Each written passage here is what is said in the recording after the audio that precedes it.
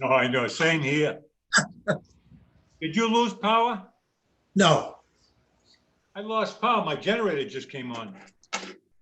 Okay, we are now live streaming to YouTube, just so you know. I just got off the phone with Tom Barron, and he's going to try to call in because he has no electricity at his house. Yeah. So maybe if we could just give him a minute, Sure. then we can just see if he can't get on. But otherwise, hang on, I got to make another call. I think maybe the Georges are having difficulty as well. Okay.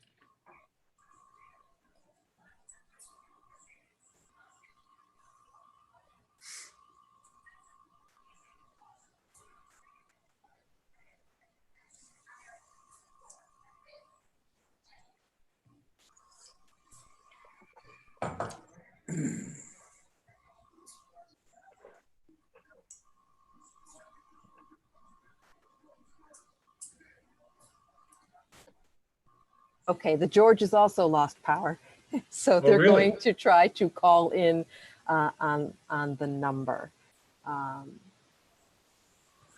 Let's see what we got here. Hey, I see that you're recording. Shall I stop my recording so we only have one going at the same time? I didn't. Oh, you didn't record? I did not. No. Okay, Let's put it this way: not intentional. I will leave it as it is then. Shall I make you host now? Yep. Should I make you co-host? Yeah, I'll make you host first. Okay. And I think there's a number in the attendees I need to call. I need to check and see if that's Tom.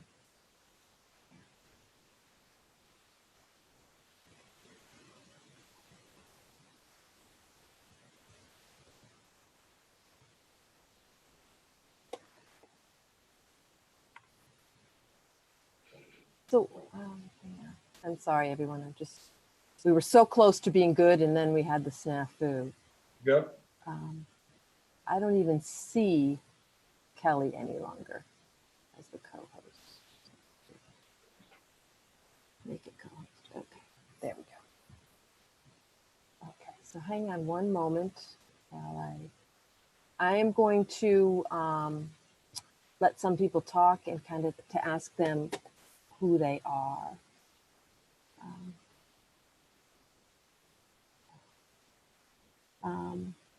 Somebody called in with the phone number there. The last two digits are 55. Can you identify yourself?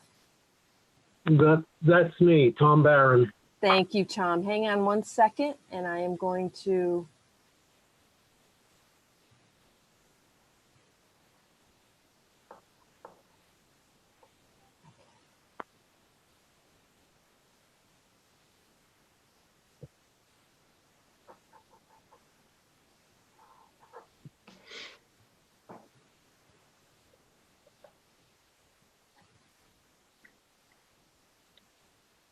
Every source is reporting about 1,400 people out in the South Yarmouth area.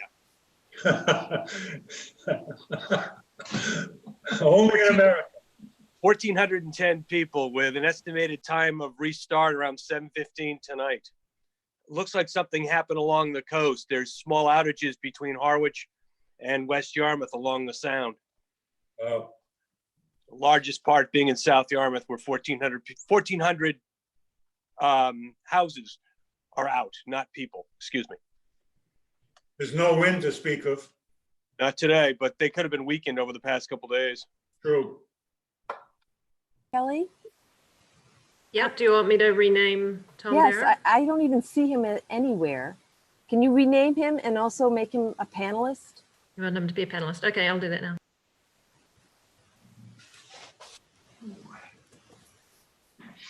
Okay, and I see that the Georges have come on.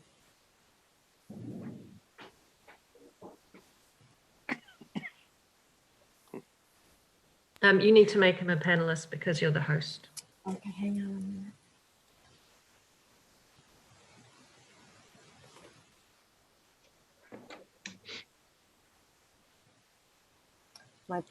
My problem is I don't even see him. Do you need As to an scroll down I do. Okay, there we go. list? Yeah. Thank you. I hope I spelled his name wrong, right? I mean, No, you see him? I can disable talking, rename, or remove. I cannot move him. Okay, let me have.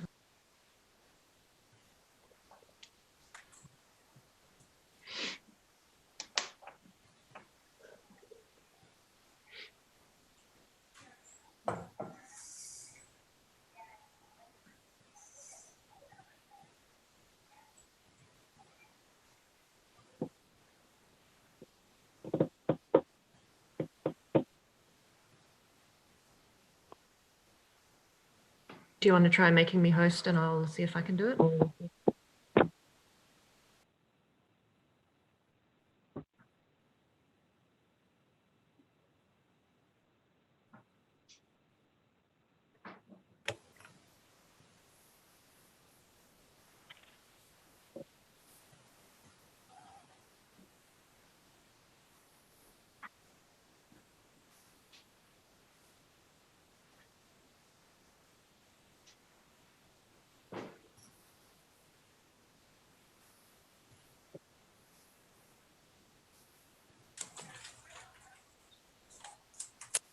I think it's because he's dialing in rather than online access that Okay.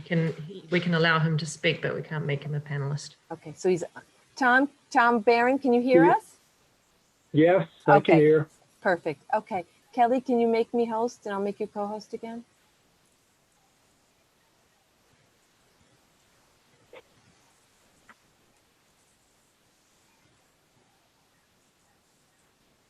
Funny to make the co-host.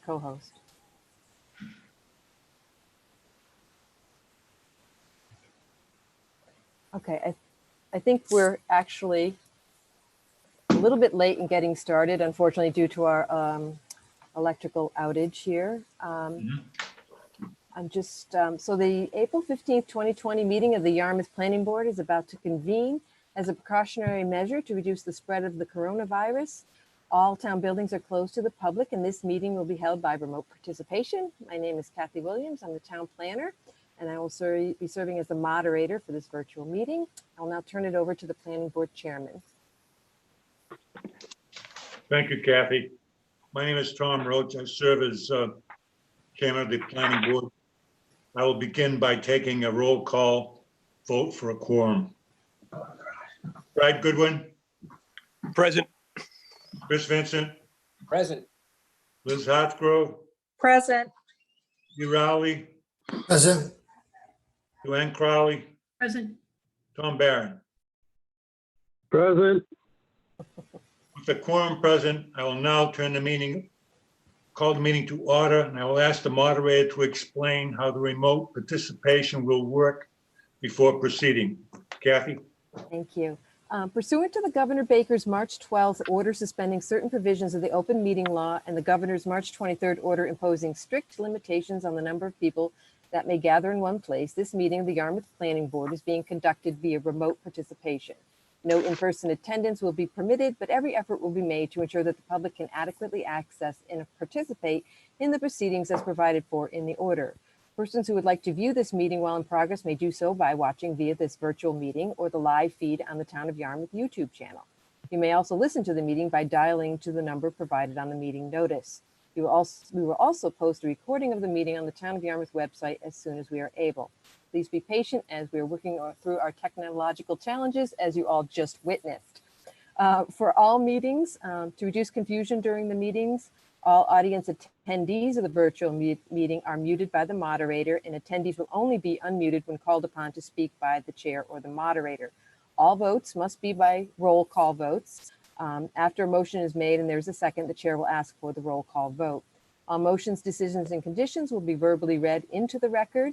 And if it appears that the meeting cannot or should not proceed, then the moderator will recommend to the chair to request to continue the hearing or the meeting to a later date or time when we can resume our normal meeting schedules. For applicants and presenters, applicants can use the raise hand button or press *9 on their phone to identify themselves to the chair and the moderator. The moderator will unmute applicants when they're called upon to speak during their portion of the agenda. Applications or presentations provided by the applicant will be displayed on the virtual meeting by the moderator, or for larger projects, temporary panelist capabilities will be given to presenters to share their screens while giving their presentation. For public hearings, during the portion of the hearing designated for public comment, the chair or moderator will ask who in the audience has any public comments or questions. Members of the public may speak by selecting the raise hand button and waiting for the chair to call on them to speak, or if they dialed in, they can press *9 on their phone to indicate that they would like to provide a comment. As an alternative to making comments via the online audio or the phone, you may also submit comments to the moderator via the virtual meeting chat function. To do this, click on the chat icon and type your message. When prompted, the moderator will read comments and questions into the record. Members of the public recognized by the chair or the moderator are asked to identify themselves by first and last name and affiliation for the public record, and then provide their comment each time they're speaking and when commenting through the chat function. Prior to concluding opportunities for discussion, comment, or question, the chair will ask, "At this time, I did not hear any requests for additional comment. If you wish to speak, please indicate now," and I will ask this final time if there's anyone who wishes to speak on this matter at hand. I will now hand the meeting back to the chair.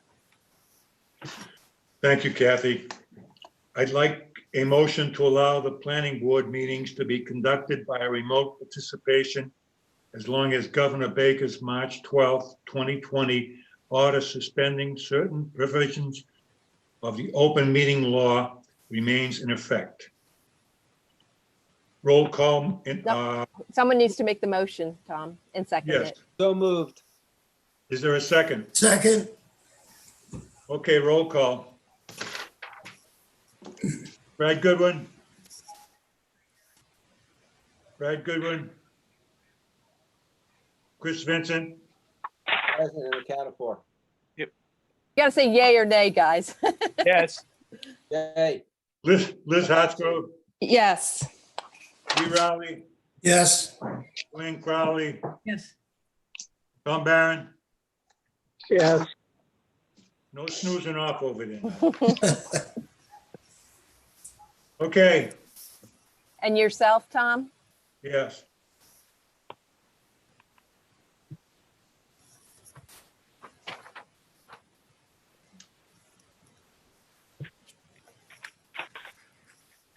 So I think now, Tom, we can move to our regular agenda items. Yeah, first item. Our first item is a continuation of joint public hearing on scenic road application and public shade trees. Application submitted by Alice and Tom George, 17 Thatcher Road, Yarmouth, to remove 3 multi-stem juvenile black oaks with 12 inches in diameter, breast height, located on the north side of Thatcher Shore Road. Right of way across from 17 Thatcher Shore Road. Thatcher Shore Road is a scenic roadway. I see that, Mr. and Mrs. George, would you like to comment on your continued application? they Can you see me, Kathy? we can't see you, but we can hear you. It sounds like you're in 2 different forms. You have the audio and you're talking on the phone, so we need one or the other. Okay, and hang on. Okay.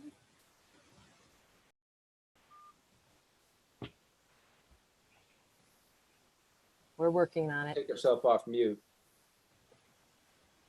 Looks like she's muted. We can see you, but you need to unmute yourself in the lower left-hand corner, the little microphone on your computer.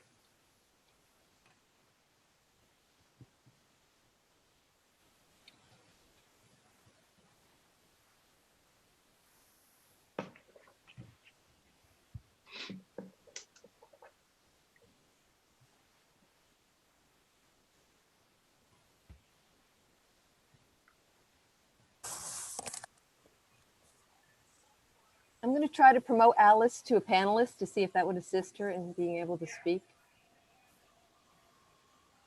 Hi, Al. Oh, hang on.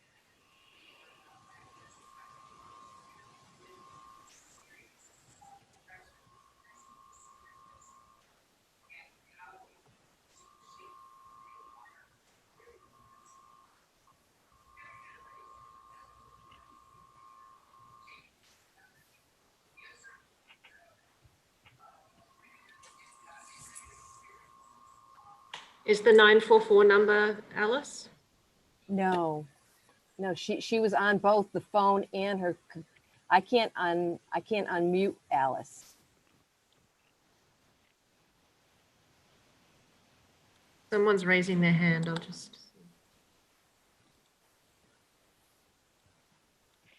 It's Oh, Richard Gegenwood. Richard. Yeah, we're not taking public comment right now, Richard.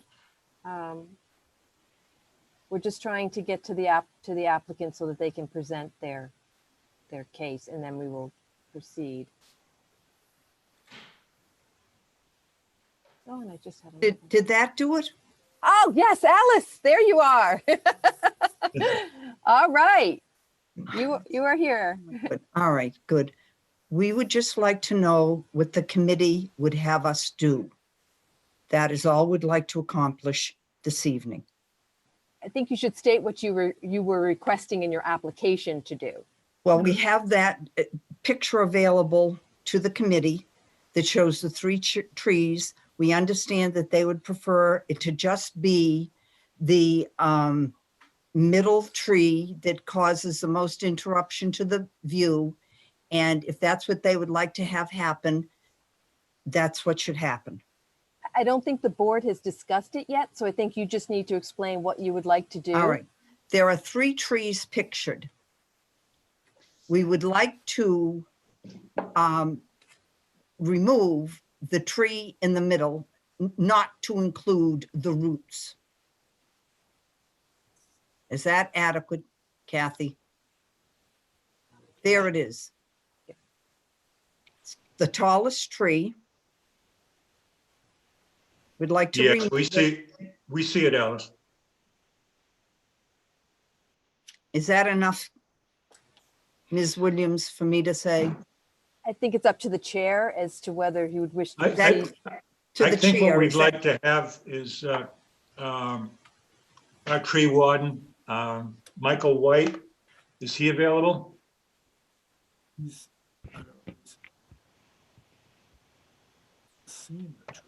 There he is. Hi, Michael.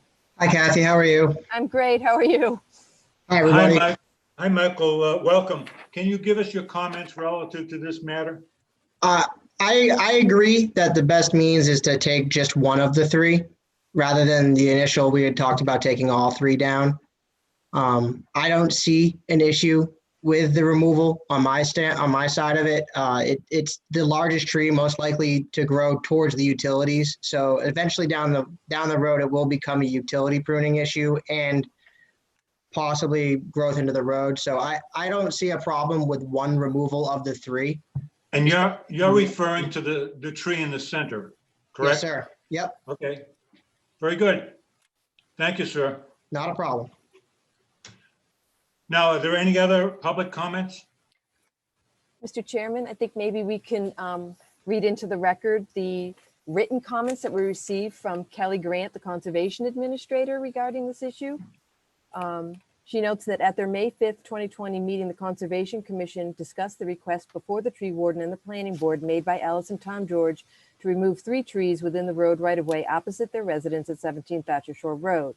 The trees proposed for removal are within the road layout between approximately 75 and 95 feet from the wetland resource area. Under the state and local wetland protection regulations, the Conservation Commission has jurisdiction within 100 feet of the wetland resource area.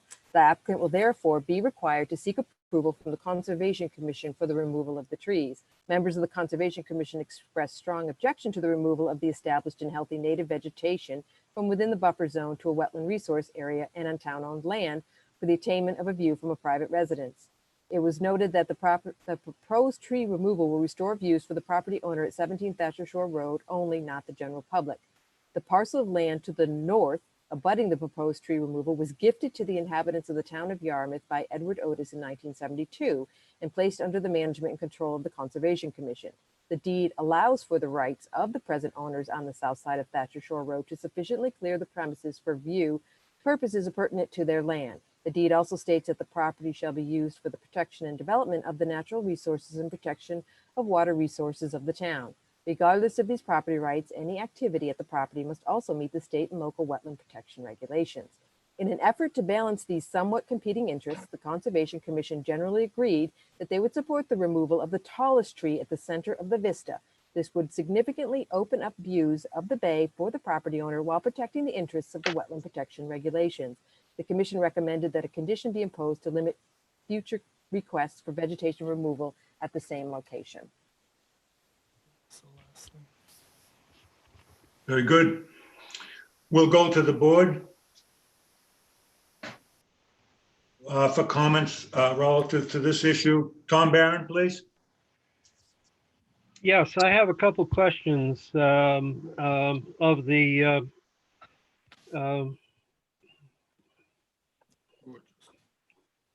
I question how common is the juvenile black oak along the marsh area? Can we get our forester to give us an answer? Michael, can you answer that, please?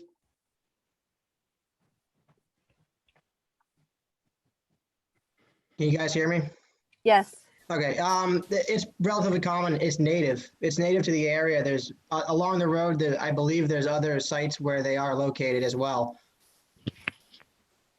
Michael, when the Conservation Commission was considering this item, has there been an inventory of other juvenile black oak trees in the area? For example, within a half a mile up and down the coast or up and down the extent of the marsh area? I do not have on hand the inventory. I don't believe the Yarmouth tree inventory is on that road. We have more of an extensive inventory around the Bass River area. But that said, it's a native species, and due to being it's juvenile in nature, so it's a younger tree. And black oak is very, very common on the north side of Cape Cod, all throughout that entire area. As far as within a half mile of that location, I can't say positively yes or no. Do they normally grow in groves or singly like these three at this particular site? Those are multi-stemmed due to typically, though there's a lot of reasons they could be, but usually it's due to the fact that area probably was cut at one point in time a long time ago, and they were sucker sprouts from a stump of a prior tree that grew into multi-stem leaves. So you have no knowledge of any prior cutting, but you suspect it? It could have just been something as simple as like roadside mowing, where something that was a half inch or an inch and a half of diameter was cut and it suckered out in a multi-stem stump. This could have gone back many, many years. So I can't really predict how far back, how that happened, but that's most likely what happened. Yes. Well, then in that case, what you're indicating is that the cutting may have the picture that was submitted showed that the stump was the tree was approximately 7 feet from the roadway. That means that cutting used to be much more extensive in the area. Would that be correct? If that was the precise case, then yes, that's correct, but that's relatively presumptuous based purely on we're just analyzing the growth of the tree to try to come up with that means of an end. Okay, if the way that that marsh is open to the direct winds from the northeast, would a northeast gale be potentially harmful to trees like that, especially if they get up higher or more foliage, more branches? Would they be susceptible to be topped over with a northeast gale? Due to the exposure of the crowns to where the ocean being right there, yes, they are open for exposure for wind thrown storm damage and also salt scorching from air coming from the ocean with salt on it during a storm situation. So there is negatives that if they do develop and grow into full-size trees and mature, that they could pose a threat to the road and the infrastructure down the line. Are the black oaks do they have penetrating roots, or do they have spread out roots? Would they be more susceptible to be stable or tippy in a northeast gale? They're typically more stable. They don't wind throw as easy as conifers like pine trees, like white pines and pitch pines, but they still are susceptible to storm damage due to the nature of them having a wider crown on them. Okay, but there is the potential that if they continue to grow, they might get into the electrical wires that are shown in the photos. Far down the line, yes, correct. Many years from now, there is going to become a point where they are going to grow and interfere with the electrical wires overhead. Okay, Mr. Chairman, that's the end of my questions. Thank you. Thank you, Tom. Joanne?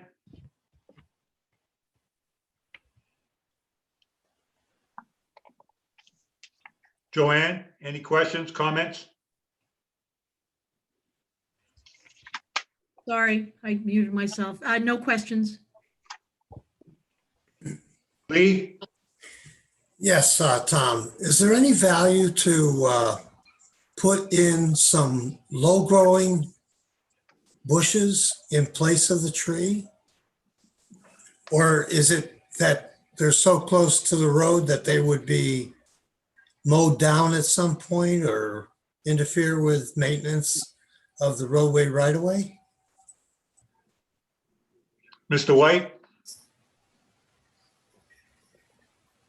I don't quite recommend replanting in that area. There's a lot of dense vegetation growing around there. I would, with that one removal, I would cut my losses and move on. You'd either encroach on the road or it would just get overtaken by greenbrier and pepper bush that's all around it. That's all I have, Tom. Thank you, Lee. Liz? No comments and no questions from me. Thank you. Chris? No comments either. None for me. Thanks. Brad? No comments, sir. Okay. Myself, as far as I'm concerned, I would agree with Alice in regards to leaving the two side trees, take the center tree out. Also, along with the tree warden, Michael recommended that as well. And that would be my recommendation. So if someone would like to make a motion. Oh, Tom, we need Yes. to go. We need to go to the public. I believe someone has their hand raised. Yeah, hang on, just one. Bear with me one moment. It's Richard. Can I see them? Yes. No, it's Richard Gegenworth, and I'm going to unmute him so he can speak. Oh, okay. Okay, he should be unmuted. Richard, can you hear us? Richard, you may be muted at your end.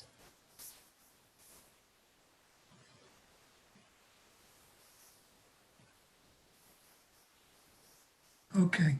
Ah, there he goes. Good. There you go. Yeah. I'm chairman of the All Kings Highway Committee. And we brought this up for discussion at the end of one of our meetings recently. And it was sort of a mixed bag. And people that live in that area felt that because of the way that the land was transferred originally, that it would encourage keeping the vista and therefore cutting a tree down. On the other hand, Old Kings Highway sees that as a beautiful road, kind of a scenic road. And would like to, if a canopy type arrangement comes up naturally over the years, so be it. And so in that respect, we would say, well, don't cut the trees down. But cutting that one down, I think that would be agreeable to the other members of Old Kings Highway. And leave the other two up. They're all fairly small, so they don't really present much of a view block. Thank you, sir. Kathy, are there any other public comments? I do not see any other attendees who have their hand up, but maybe you can make that one final statement of. I actually have a question. I'm sorry. Oh, Sure. It's Liz. Hi, Liz. Hi. Kathy, in Kelly Grant's, the Conservation Administrator's memo, it said that the commission recommended that a condition be imposed to limit future requests for vegetation removal at this location. Is that something that the commission actually voted upon, or are they requesting that we put that condition on there? I don't think they voted on it. I can't say for sure. Okay. But I think it's kind of hard to say you can't come back with another request in the future. So I think maybe from a scenic road standpoint, you would just need to look at each request on its own merits, because there might be good reasons in the future where one of those trees may want to come down. Maybe it gets damaged in a storm and that type of thing. So I think it's something to keep in mind if a request comes in the future. Yeah, it was just unclear in the memo who what that recommendation was for. Yeah. Thank you. Thank you, Liz. So I'm not seeing any hands up now, Tom. Okay. That being said, would someone like to make a motion? Make a motion, we adjourn the hearing? No, we got to vote on the Oh, we're issue. gonna vote, okay. There I were make a some, motion that we remove the center tree, leave the other two trees intact. Is that what you want? Mr. Thank you. Chairman. Is there a second? Mr. Chairman, can I just make a point? Sure. We have to be a little bit more specific in our motions and explain the reason why we are doing that. I had sent a proposed motion out to everyone this afternoon for a partial approval, which would approve the removal of the center tree and why, and then deny the removal of the other two and why. You guys can certainly modify that any way you see fit, but I think we need to be clear on explaining why. You have to explain why you were approving something and then why you were denying something. And because of that formality, I'll withdraw my motion. If somebody has that in front of them and would like to read that, I'll defer to the. Mr. Chairman, I have the wording. Very good. Joanne, please. I'd like to make a motion to approve the request to remove the larger center multi-stem juvenile black oak tree of 12 inches in diameter at breast height, located on the north side of scenic Thatcher Shore Road, right of way across from 17 Thatcher Shore Road, Yarmouth Port, as removal of this larger center tree would promote public safety by avoiding anticipated future road and overhead utility encroachment, and would not impact streetscape aesthetics due to the number of remaining trees. The request to remove the other two multi-stem juvenile black oak trees of 12 inches in diameter at breast height, located on the north side of scenic Thatcher Road right of way across from 17 Thatcher Shore Road, Yarmouth Port, is denied, as removal of these trees for the purpose of restoring vista views does not promote the preservation of natural resources, provide environmental value, or promote public safety. Thank you, Joanne. Is there a second? I'll second that. Okay, roll call vote. Brad Goodwin? Can we have a discussion before the vote? Yes, Tom, go ahead. My questions that I asked of the concerning the longevity of these trees. I just don't, I think the original request for 3 trees would be more appropriate for the long term, not necessarily just right now. I see that the Conservation Commission essentially came to a midpoint. The Conservation Commission wants to keep as many trees. I understand that. A compromise by taking 1 tree instead of 3 is what we're considering. I think the original request was the more appropriate direction that we should have considered, or that conservation should have considered. If Michael has said that these are native and that they are abundant throughout the entire marsh area and for a considerable distance up and down the marsh or up and down the coast, I don't see any real reason why we have to just restrict this to 1 tree. I think the 3 trees makes a much better long-term solution, not just be limited to the present condition. Thank you, Tom. Any further discussion? Okay, that being said, Brad Goodwin, I vote in favor of the motion. Chris Vincent, I vote in favor.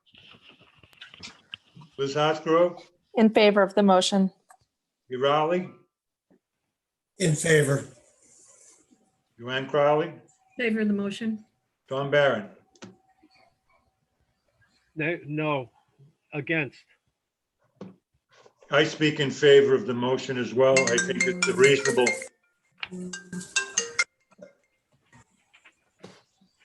The motion carries. So it carries 6-1 with Tom Barron as a nay. Exactly. Thank you.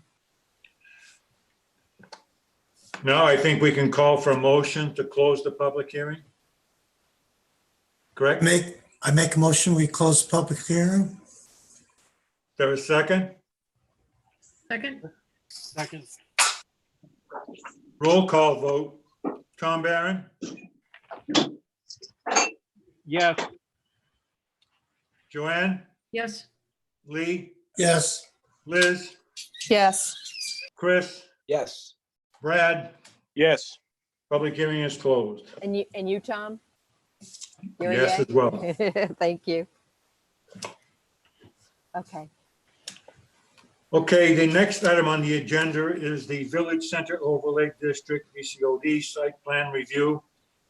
Applicant Wise Living Development LLC, owners Macklin LLC, 834 Main Street, Realty Trust, and Baker Frank LLC, South Yarmouth, Wise Living Retirement Community Project at 822 and 834 Route 38 and 30 Frank Baker Road, South Yarmouth. Assessors map 33 parcel 70-1. Assessors map 41 parcel 12 and proposing redevelopment under the section 414. Village Centers Overlay District VCOD on 3 parcels totaling approximately 6.09 acres. The proposed project includes the redevelopment of the Cape Irish Village Hotel property, 822 Route 28, and 128 hotel rooms to a 120 unit Wise Living, a leased medical complex, exercise, rehab, and waiting pool facilities. The project includes upgrades to retain the existing uses to be upgraded in some building modifications and parking lot improvements. Existing septic and drainage systems will be used. 30 Frank Baker Road will remain vacant in its natural state. Formal site plan review for VCOD projects done through the planning board and duly posted public meeting. I believe Mr. Singer is with us. Yes, sir.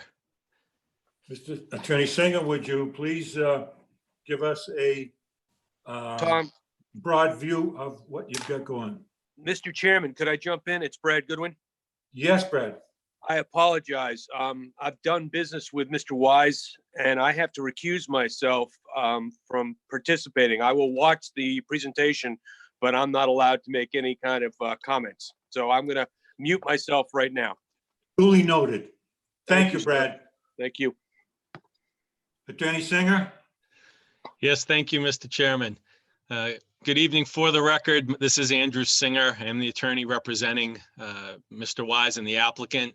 We have two presentations for you this evening. Kieran Healy from BSC Group will be going through the site plans, and I believe that the plans you're seeing up on your screen now are from Kieran, this PowerPoint.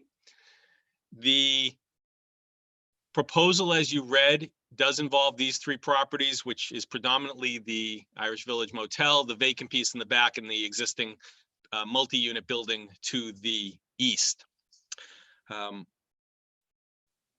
This is, as you know, a VCOD redevelopment project. It is one we have been working with Kathy as well as Mark Grills, the building commissioner, for many, many months.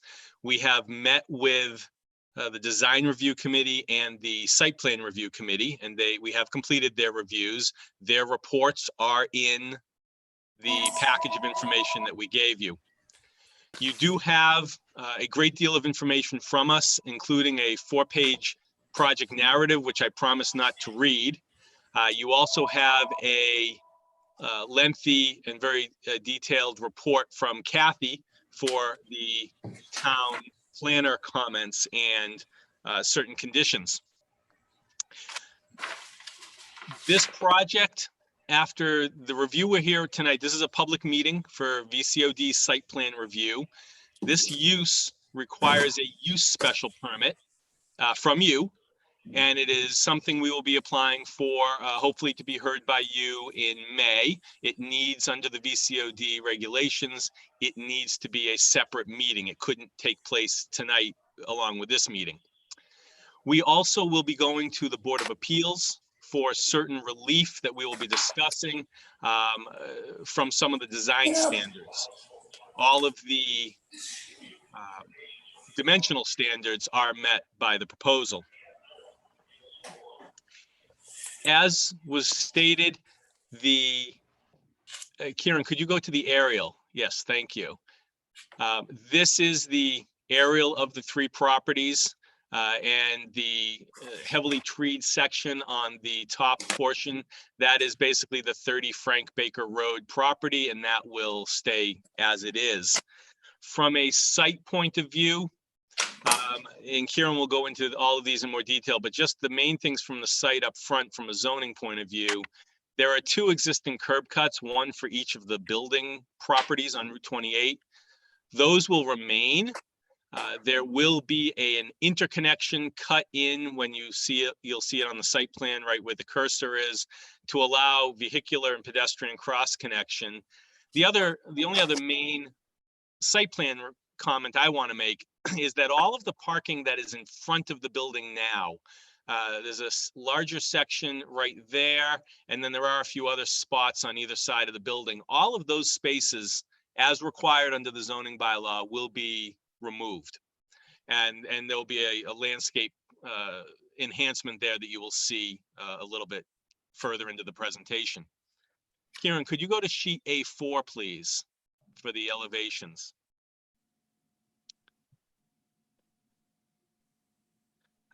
What I just wanted to point out on, and as you see him right there, thank you. If you could make that a little bit bigger, thank you. Members of the board, what I wanted to point out for the buildings, there are very detailed site design standards, building design standards in section 414.8 of the zoning bylaw. In this case, this is a very unique proposal in that it is not, as some of the projects you've seen before under the VCOD, it's not a raise and replace. This is a reuse. You've got a very good building on the property. It needs some upgrades, and that's what are being proposed, but the bones of it are very good. And the idea here is to reuse the existing building for both the 120 residential units as well as the leased medical space.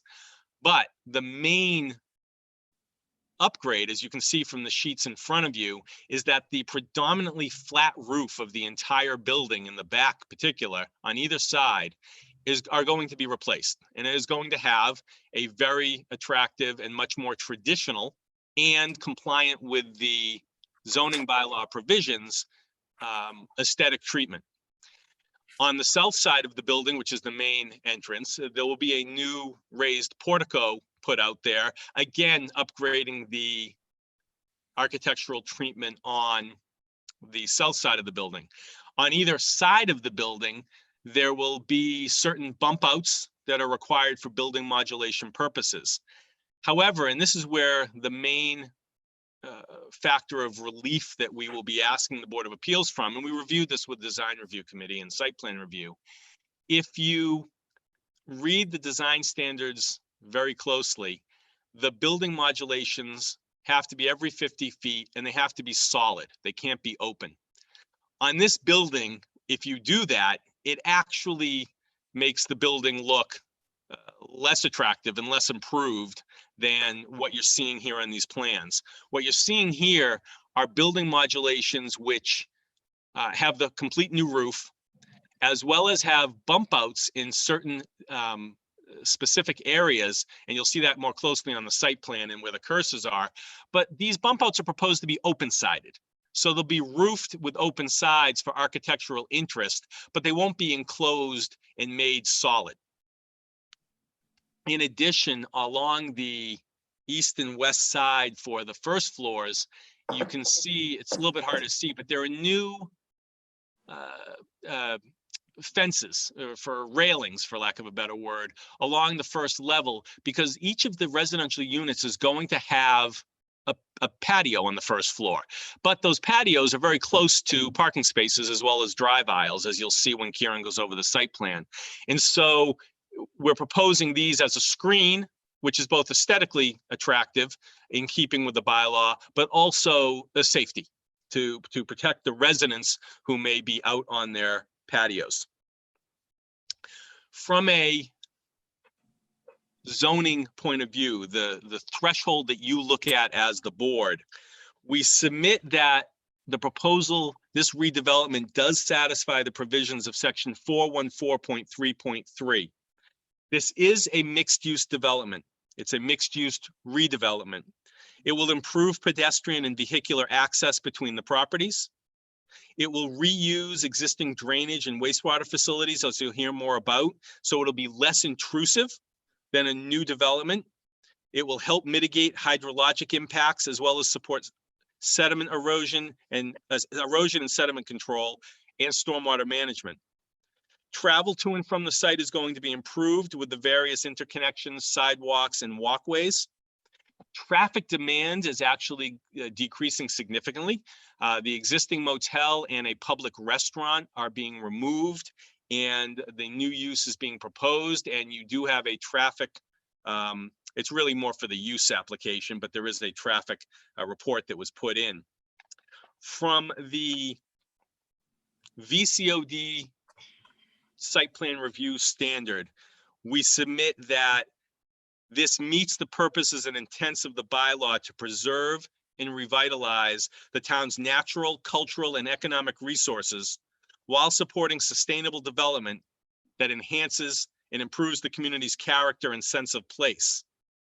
Except for the few areas which we will discuss which don't comply with this design standards completely because it's a redevelopment.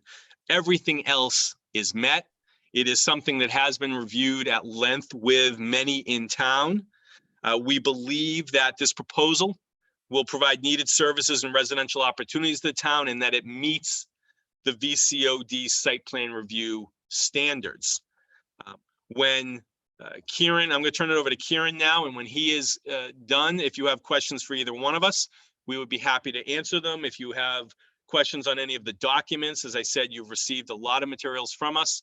We'd be happy to review them with you. With that, I thank you very much and turn it over to Kieran. Hello, everybody. For the record, Kieran Healy here. You're looking at the views right now that we have prepared. The first plan I have up here is the existing conditions plan.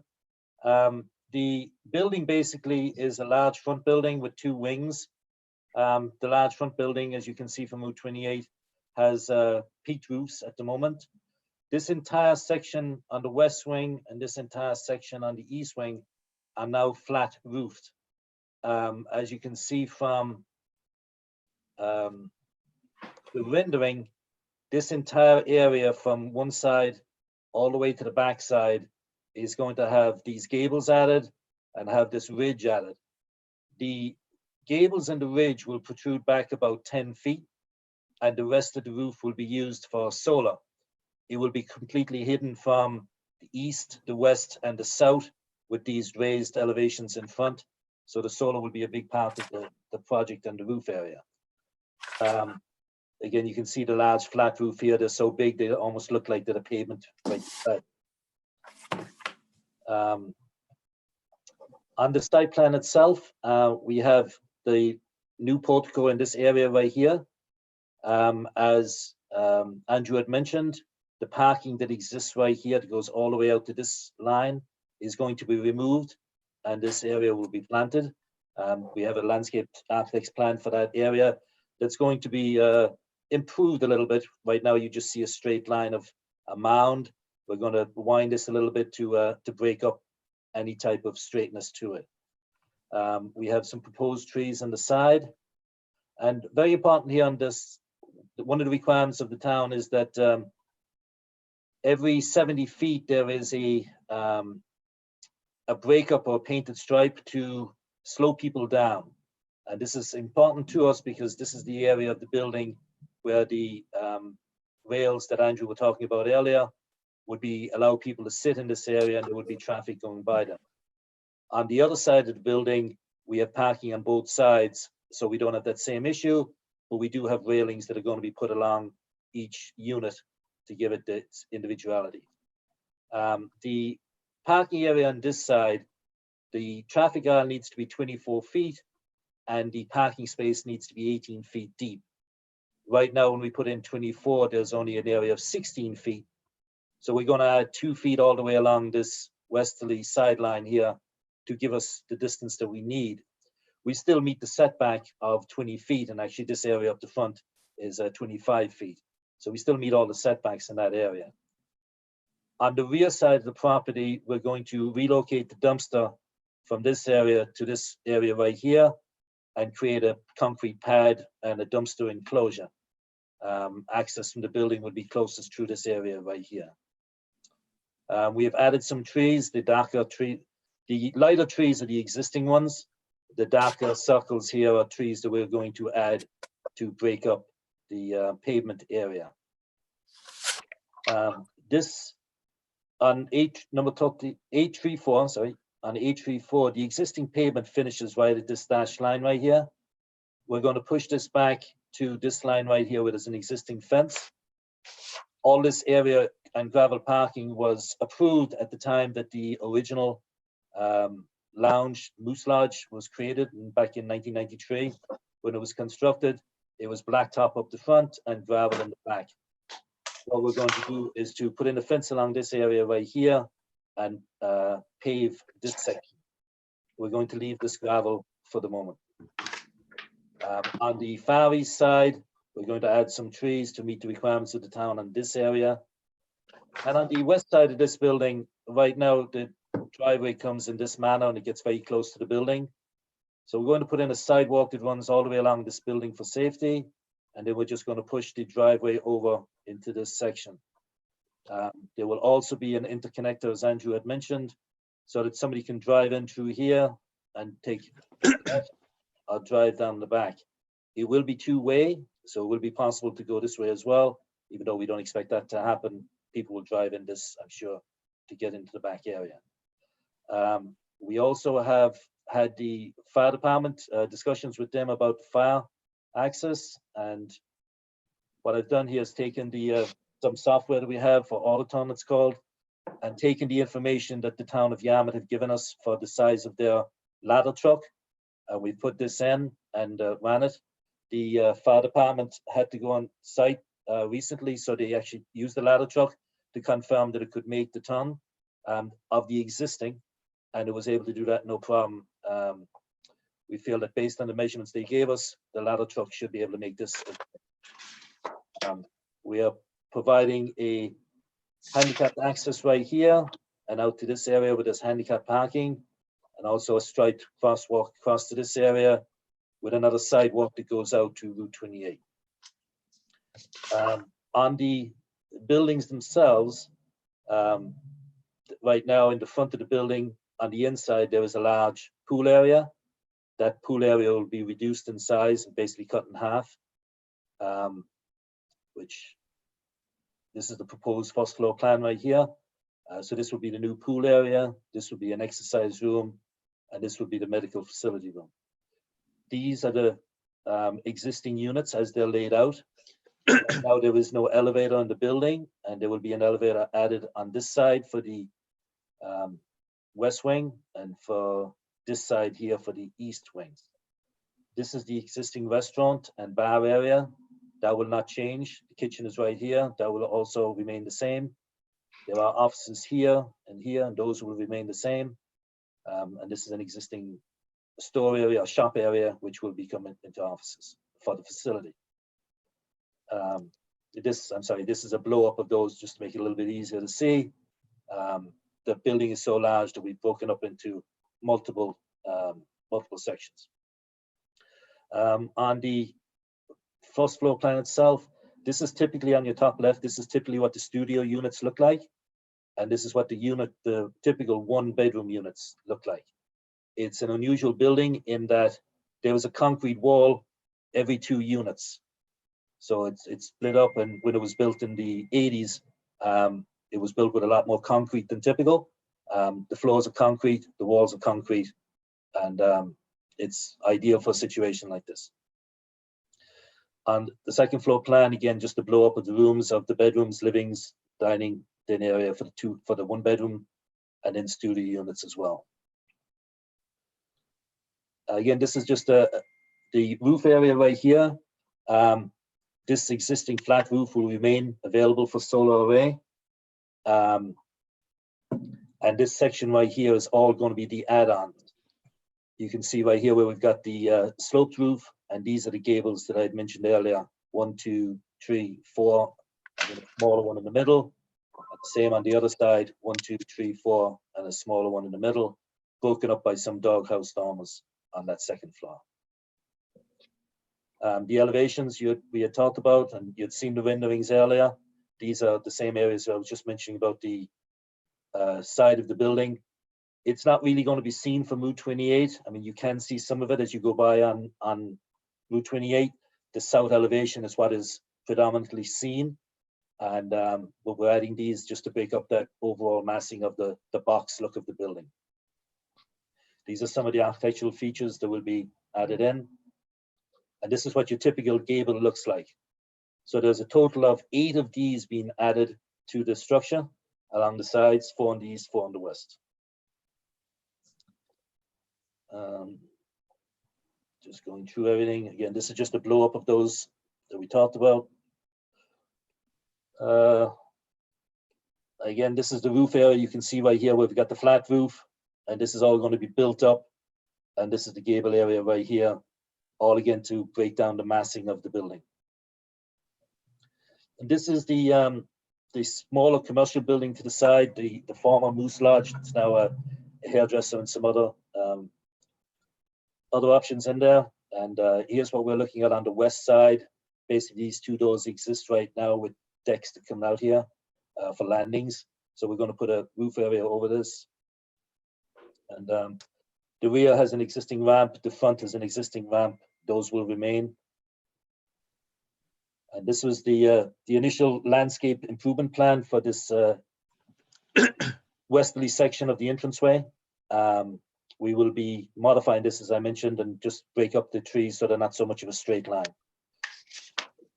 This is just a concrete detail of that sidewalk adjacent to the H34 building, the details for that.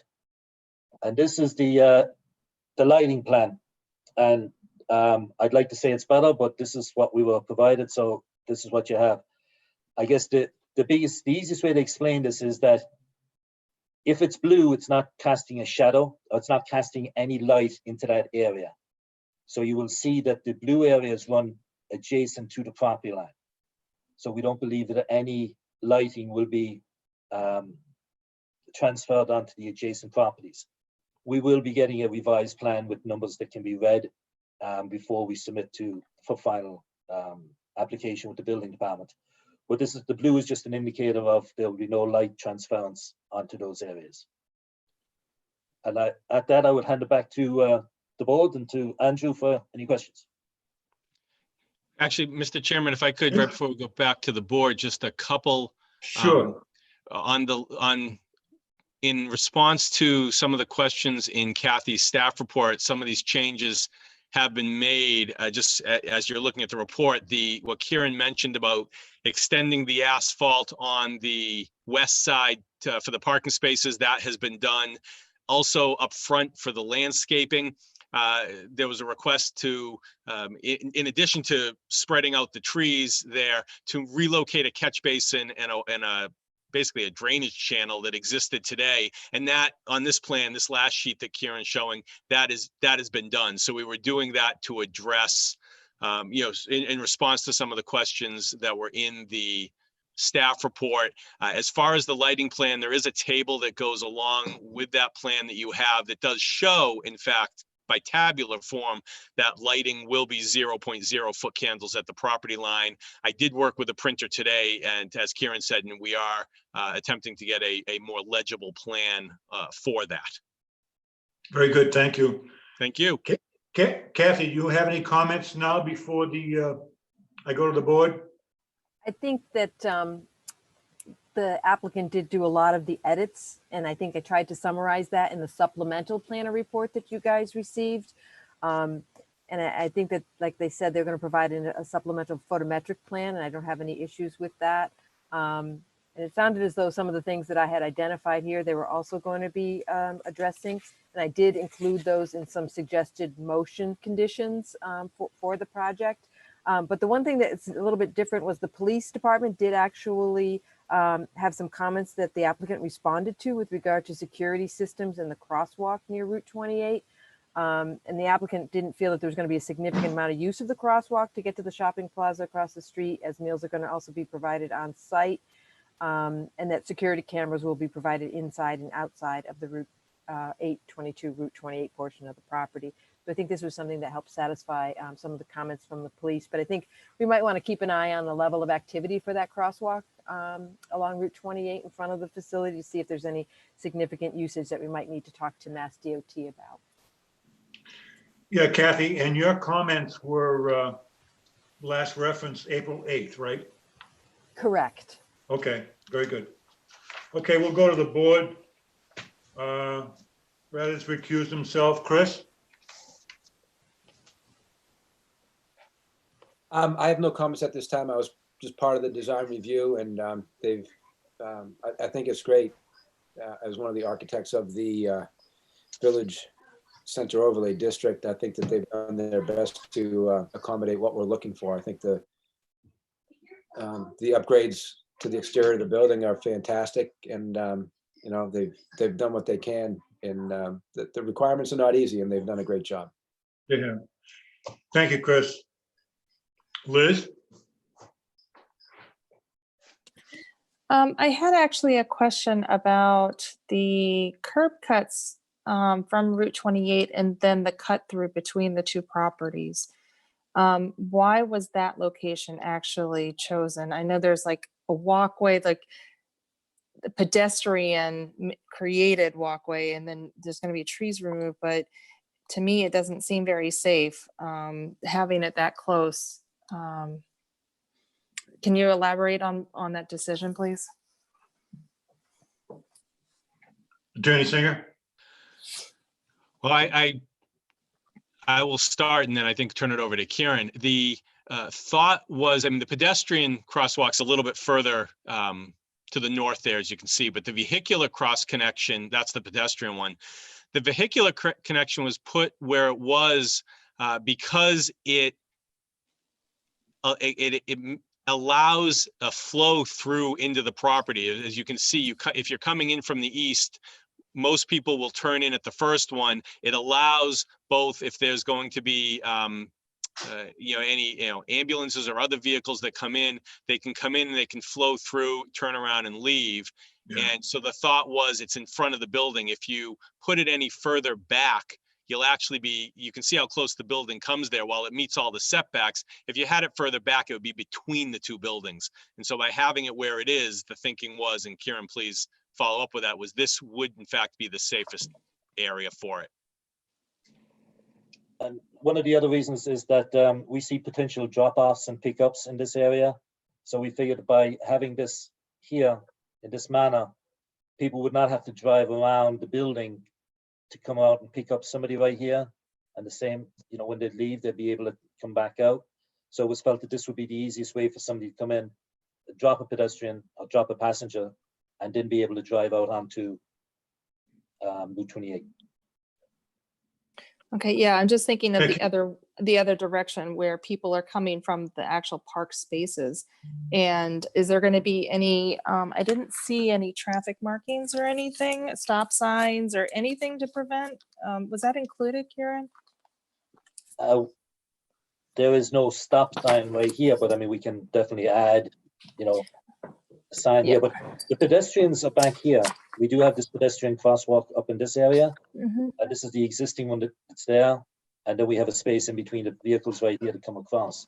So we see people coming potentially out this door and using this to cross into this building if they're using the hairdresser, shall we say, that's in that building. So we don't see them down here at the front of the property. No, I actually I'm thinking more vehicle traffic and crashes. I'm not seeing, it's not going to be the emergency vehicles that I see. It's going to be people, the residents of this facility that are going to have, going to use it as a cut through. And I can see personally it's just, it sticks out to me that it's an issue. So. If I might, Liz, one of the things we spoke with Mr. Wise about this, and he has 6 or 7 other similar facilities. In this type of residential community, the residents by and large don't drive a lot. The people who are going to be using the property mostly for vehicular traffic are going to be employees, aides, VNA, others who are coming in to assist. And so the residents themselves, by and large, won't be as mobile as you'd find in another community. All right. So I'm sorry, the age group you said was 59. Is that correct? And up for this? Per the town, and again, this gets to probably the use question for the next meeting. But yes, it is under the zoning bylaw. It discusses 59 and above. Okay. And it wasn't, it's not like the Mill Hill one where it's really for a type of challenges, correct? It's just open-ended for anybody that wants to live there in that age bracket? Yes, this is the residences at Mill Hill. That building is a dedicated memory care facility. Correct. And so it is, nobody drives. Right. Here, this is independent living. And so it is people who are not needing any sort of, other assistance as you find in other facilities. Yeah, I disagree with you guys thinking that people under that are over 59 years old aren't going to drive. I see a lot of them on the road that are over 59. The majority of Cape Cod is over 59 years old, and they drive. And True. and unfortunately, I see a lot of people in my profession that are in their 90s still driving, and so I do see that particular area a little. That's the only area that I see as a potential hazard for vehicle crashes. But other than that, the application looks good. Thank you. Thank you, Liz. Lee? I just have one question about the dining facility. Are these units capable of having their own in-house dining separate from the dining room? This is Andrew. Each of the units does have, or most of them, I can't say all of them will, but most of them will have small dinette, kitchenette facilities. So someone can, heat up, food, coffee, whatever they might want. But it is anticipated that most of the people, if not, will be taking most of their meals in the common dining facility, which is where the former restaurant used to be. Okay. I think the main reason I'm asking the question is under the current situation we have, it's not really a good idea for people to gather in large groups. So that I'm just thinking that the individual units should have the capability of doing some limited amount of cooking, dining, and so forth. Given that they should have that option, let's put it that way. No, absolutely. And that is something that it is provided. It is something that Mr. Wise, it's a very apt point you made because of his other facilities that he has. It is something that he is dealing with right now, on a number of bases. And each of the units, if I could, sorry to give you more information on that, each of the units will have a cooktop, a microwave, a refrigerator, and a sink. Okay.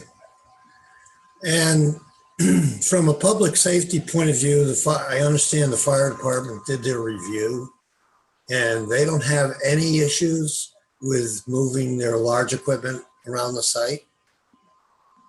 Is that true? That is true. They had the opportunity just a few weeks ago to drive their largest vehicle around the site, and they was able to do so. Mr. Chairman, could I just Yes, pipe yeah. in? I do think that there was the turning movement that Kieran showed where it went around. The issue when I spoke with Kevin Huck was taking the left and going around the east side of the building, and there being some potential of needing a wider swing in order to do that.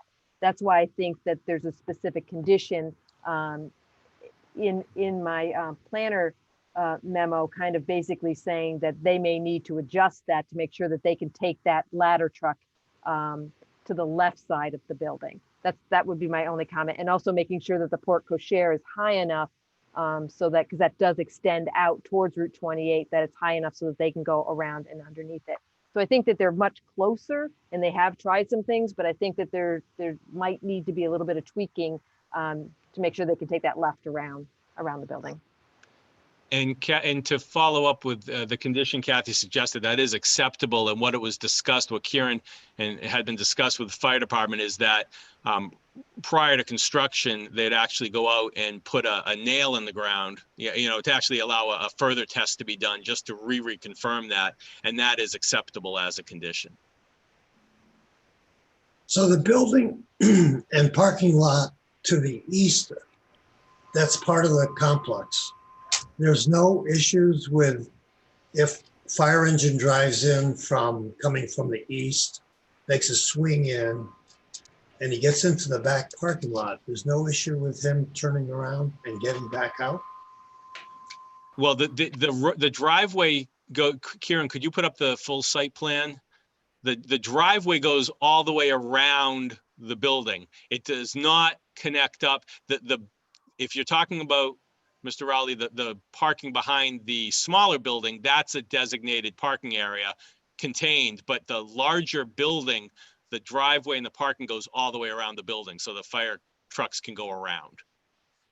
I see that, but I'm thinking the parking lot to the east, maybe they should have some way of getting back out that comes into the main area as opposed to trying to pull into that parking lot and getting trapped in there. I just, it seems like if you put a big fire engine in there, you're gonna have a hard time getting out of there. That is true. If you went all the way in with a fire engine, you would get blocked in back here. But the fire engine is going to stop in this area right here because the building is up the front. So the only thing that will have to be done is to reverse onto the street, one straight reverse. It would be difficult if any fire truck drove in the back. But that's the situation that's out there right now. So that wouldn't change, and this actually would aid what's there right now because it would pull the machines a little bit off the building and give them a little bit more space in this area than what is there today. So it's actually an improvement to get access to the building by pulling the driveway a little bit to the west. Okay. Where is the hydrant that they would be pulling from in There's the actually event of a one- fire? There's actually one right here in the back of the property, right at this spot right here. That's what this hatched area is for, so that somebody Okay. can't park in front of it. And then there's a second one out on the street. And there's none near the building to the east. I haven't, they're quite regular along Route 28 in this area. I don't know how far the one further down to the east is, but they are quite evenly spaced along that whole section. And one last question, waste removal or disposal. You made some mention of one or two dumpster locations. Do you feel that those dumpster locations are adequate for this many units? Well, the trash itself will not be taken out by the residents. The trash will be taken by the employees of the facility. And how would they do that? It's my understanding that there will be coordination and that the residences will put their trash or maybe carry their bin outside the door, and then the employees of the facility will take it from outside the door. That's my understanding of how that's going to work. Okay. And the dumpsters are adequately sized to handle the amount of trash that, I mean, maybe you're gonna do this twice a week or just once a week, or? I could see it being at least twice a week and maybe even more. That's the thing about a dumpster is if you do need additional trips, you can coordinate with the pickup company to do additional trips. So, some Okay. facilities I've worked on, they pick it up every day. I'm not saying that's the case here, but in some places they pick it up every day. That's all I have, Tom. Thank you, Lee. Joanne? Yes, I have a couple of questions. I'd like to go back to the size of the units. Lee had started on this. My look-see at the drawings indicated that there were 3 types. Kieran, if I looked at them correctly, a den bedroom, a living bedroom, and then a living dining bedroom. Are there only 3 standard types? Right. Typical studio, 1 bedroom, and then. Accessible unit. So the accessible units are the ones that we're calling den bedroom rather than living sleeping? Yes. I guess my question is, what's the difference between the den bedroom and the living sleeping? Is it merely the accessibility of the bathrooms and the doors? I believe so, yes. Okay.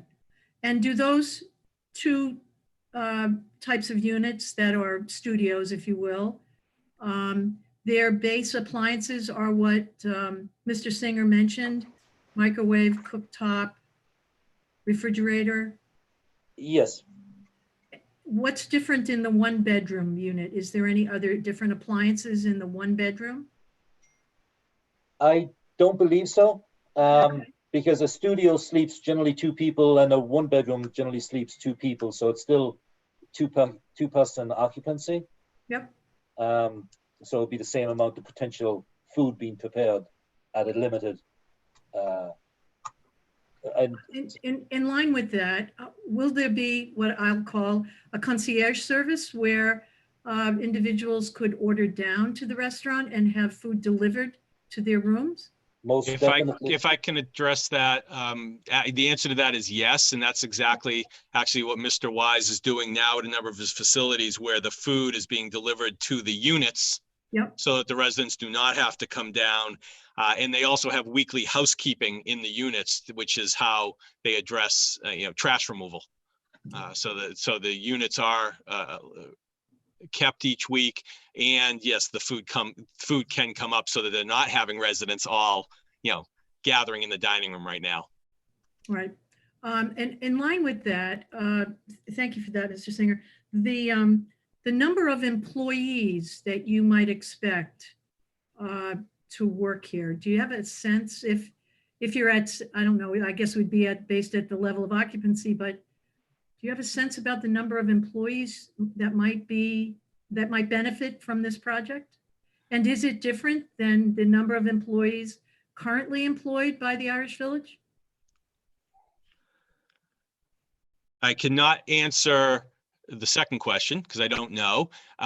As for the number of employees, if you look at the parking table on the plan, which I think is what Kieran's going to, that lists out all of the various staff, et cetera, in the two buildings.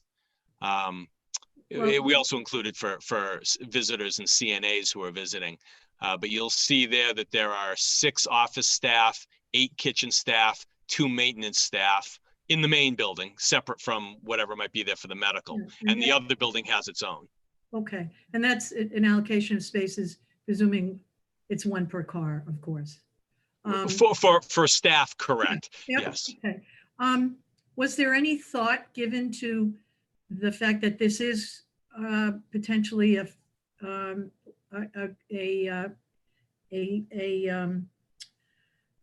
spot just because of its density that public transportation might want to be accessed, and whether or not there might be some provision for covered bus stop area along the frontage of some way for Cape Cod Transit?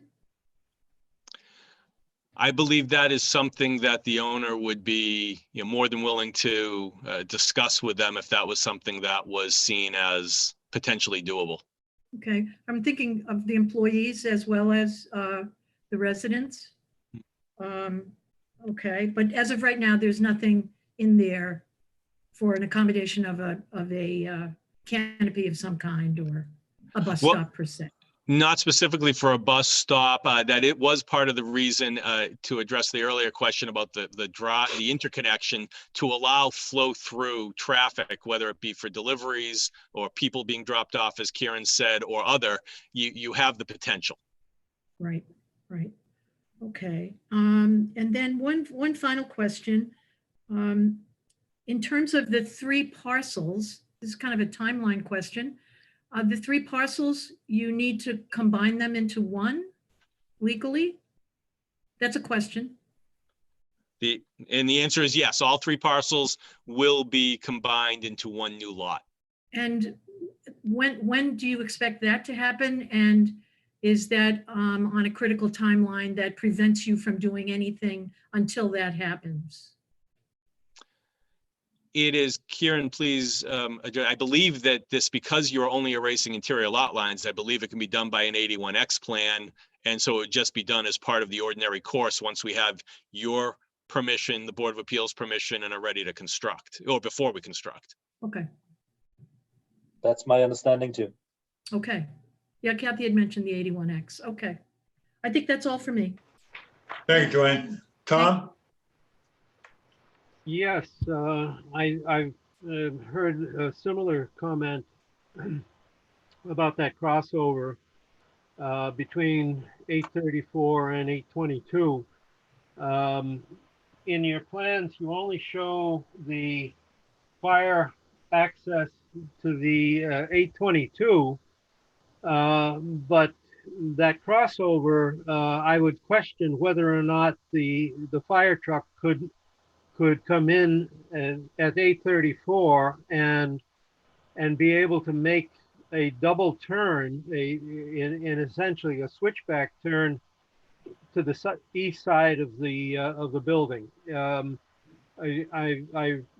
do agree that there seems to be a shortage there that would probably should be looked at a little bit more correctly. I have in the past walked the driveway at 834, and I do agree with the establishment of a sidewalk to accommodate people walking along that driveway. It makes a lot of sense. The other sidewalk issue that I wanted to question was the 8-foot sidewalk that's showing at the front of all of the properties, and it's showing that it's behind the state highway layout. It's a question I think I would like to direct to Kathy as well, whether or not this is the new standard for the reconstruction of 28. Otherwise, what are we establishing here? A sidewalk that starts nowhere and goes nowhere, but it's in the front of the building. It's sort of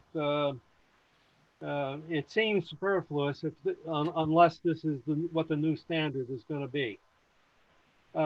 Further question along the lines that Liz talked about. The parking, is there designated parking for the VNA and for other people who are going to be attending the occupants?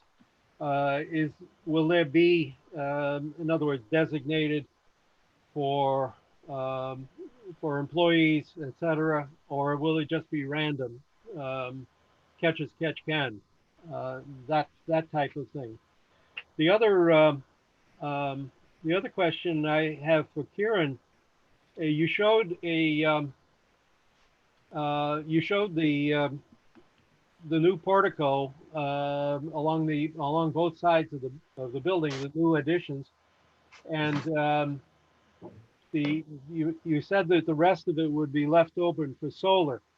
Will there be any shadow effects from the elevation of those partial dormers or whatever they're going to be? Okay, I guess if I could answer a few of the questions. I guess the first one in order is that this access here, we do not see any vehicle coming from the east, heading west, coming in here and taking that left turn from the fire department. That's why I'd shown the one that actually comes in here and does a U-turn and comes around the building in that manner. So we don't see a switchback, and the fire department the fire department and I have discussed that, and that's basically not happening. That's why we wanted to be sure we could make this turn over here to get around to the east side of the big building. So we don't plan any switchback. As far as the shadows go, if you look at the building right here, here is the existing building. There are peaks and gables on this section of the building right now, but the main body of the west wing and the east wing is huge, and there would be no shadows cast from this section of the building back to here. Now at dawn, there will be some shadows cast on this section here, and in the evening time, there will be some shadows casted from the west over here. But your primary solar generating time in the middle of the day would be open due south for both of these. So it's actually an ideal location for that. As far as the sidewalk goes, I will let Kathy discuss that. And I think those were your questions, Tom. Oh, there's not designated parking spaces. There will be designated parking spaces for the residents, but there won't be designated parking spaces for the other people that use the facility, as far as I know right now. Yeah, I see the handicap designations, and that's understandable. But I was just wondering about other designated areas. That's all. I think with regard to the sidewalk in the front, I think it is kind of what you were talking about, Tom. The idea when the VCOD was written was to the right of way of Route 28 is very narrow. I think it's only 40 feet there. So if we could, as we get more and more VCOD projects, if we could have the sidewalks actually be along the front of these properties instead of within the road right of way, it would allow us to expand that section of Route 28. I think that one of the things that they're going to be talking about later is maybe looking for some relief from the Zoning Board of Appeals to just provide an 8-foot wide easement for that to be constructed in the future, rather than actually constructing the 6-foot wide sidewalk at this time. So at this time, that's only an easement considering potential future construction. It's shown right now as being the 6-foot wide sidewalk, which is part of the VCOD requirements. But I think is that one of the things that they were looking for was if they had to go to the Zoning Board of Appeals anyway for the modulation, that maybe they would also go to them and ask to see whether they could provide the easement rather than actually construct the sidewalk. And if I might just follow up with that, Mr. Barron, that was for the very reason that at the moment, if we build a 6-foot sidewalk, it'll be right next to the existing sidewalk. And it does seem superfluous before it would be moved. But if we can provide, if the Board of Appeals agrees and you agree, and we can provide the easement, that way, if the sidewalk ever wants to be removed by the, moved by the state or the town, then there's the space to do it. Understood. Thank you. Thank you. Thank you, Tom. I have a few questions. I'm trying to get my head around the people that are going to use this facility. We talked about people over 59. Are there any provisions made for people's financial capabilities?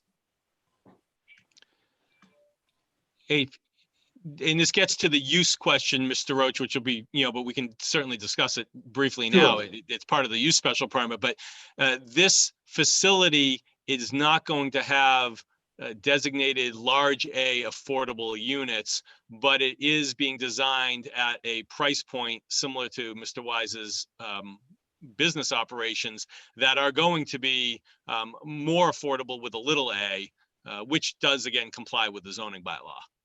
Yeah, very good. In regards to the architectural features, I think that you've been successful in eliminating the mass. And I certainly understand it would be difficult to implement the modulation relative to what the architectural guidelines call for. We look at Yarmouth Commons, which was a new building. You have the modulation there. We look at the Mayflower Alzheimer's facility. They were able to do that because of new construction. So obviously from this standpoint, it would be costly, and I don't think it would look very well at all. I mean, I think it would take away from the building. But I think that you should also have some provisions for bus routes going by. We've been trying to encourage this through the VCOD, the 4 villages, and get some of these cars off of Route 28. As a matter of fact, Yarmouth Gardens, the proposed multi-unit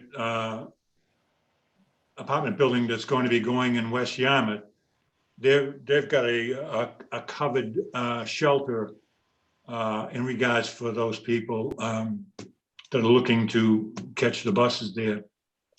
But in regards to parking spaces, I've seen 18-foot in regards to the length, and I've seen 24-foot for the passageways, but what's the width of those parking spaces?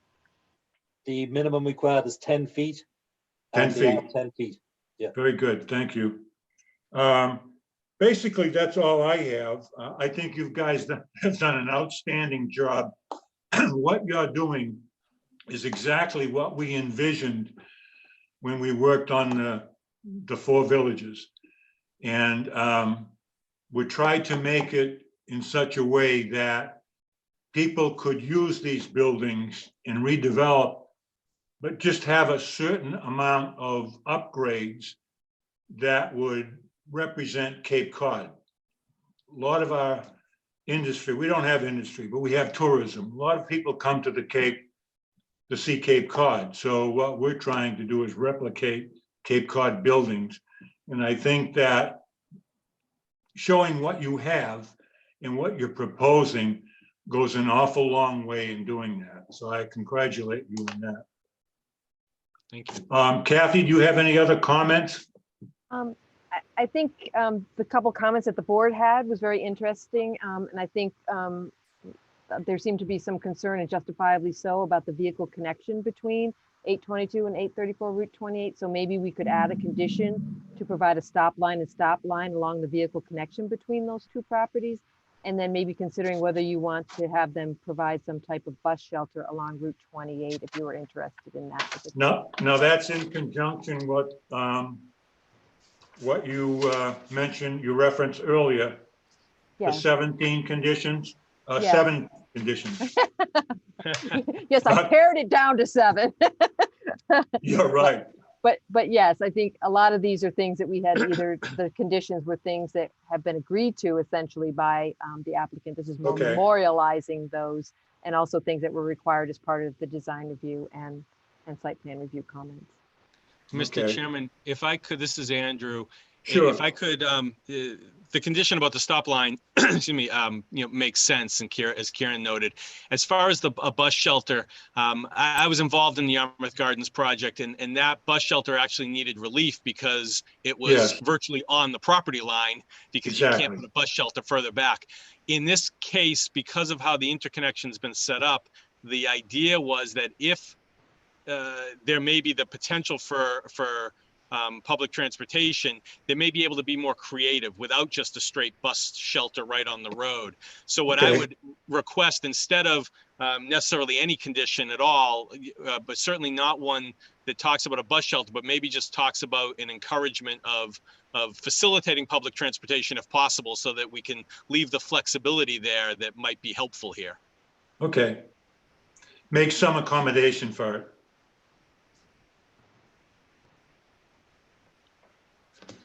Okay, any other discussion?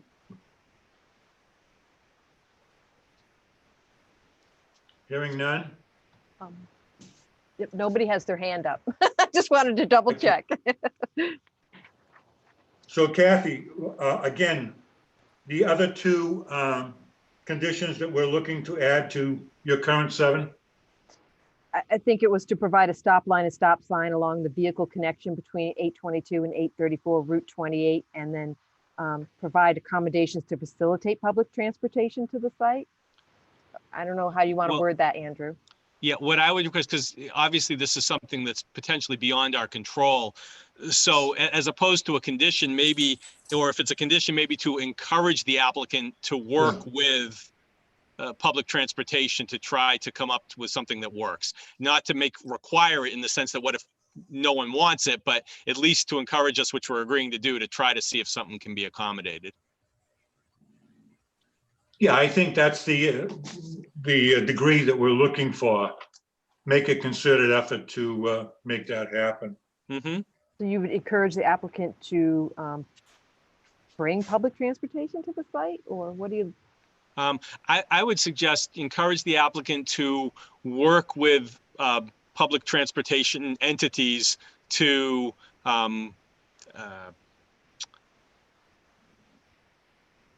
to improve the access in this area. Because I'm not sure what else exists, so it's, you know, on either side. It's up to you guys whether you want to add that condition at all. I don't know how much public transportation will be involved. It's up to you I guys. actually think it's very important. Joanne, thank you for bringing that to our attention, because I didn't even think of it. You know, a lot of the employees they might use it. So unless we have a head count, but I think it's really important to have that included. I'd like to make a comment, Mr. Chairman, too. If what I'm hearing is that there's not room out front for a formal bus stop or shelter or cover, whatever you want to call it. Some designation. Yeah, isn't it possible for the bus to pull in to the front, drop somebody off at the portico, drive back out onto Route 28, and that is in effect the stop? I'm not sure. Attorney Singer? Well, that's exactly why I was suggesting that if you have a discussion about a condition, that it's to encourage the accommodation of public transportation, and why I talked about being creative and flexible, because that, and I couldn't see who exactly just said that, but that, if that works, that would be wonderful. And so that's exactly why we'd like some ability to have something that's not just maybe your typical shelter, because that may not be the best thing in this site. I'll point out again, so for instance, that Stop and Shop, there's not a bus stop out on Long Pond Road. The bus pulls into Stop and Shop, drives up in front of the building, drops people off and picks them back up again. And in this case, if that's possible, then we solve the problem with not having a formal stop that may not be able to work, but the bus can get in there, drop people off. And I'm very big on public transportation. I'd much like to see that people take the bus instead of using their cars. Maybe maybe yellow lines in the designated area where the bus may stop, just to promote attention to it. Mr. Chairman, Yes. I think actually, allowing flexibility is really important, because Right. As of right now, transportation is going to be changed before our eyes. They're going to be reducing the number of passengers. So the vehicles are not going to be large capacity vehicles in general, I believe. So I think allowing that flexibility to work with the public transportation, the RTA might be using their Lyft program that they have, their Uber program that they're starting. So and the B bus might be using it. I don't see the larger bus using that facility and dropping off on a frequent basis, but I agree with Attorney Singer that we should probably allow some flexibility in that language. Well, if you consider the events that we have around town, there's those trolleys that go back and forth, east and west. And I think that they would probably be helpful to people living in these areas to just take part in specific events. Like I said, Irish Festival comes to mind, Country Festival. People that wanted to just go down, they could use transportation and not have their vehicle on 28, reduce traffic.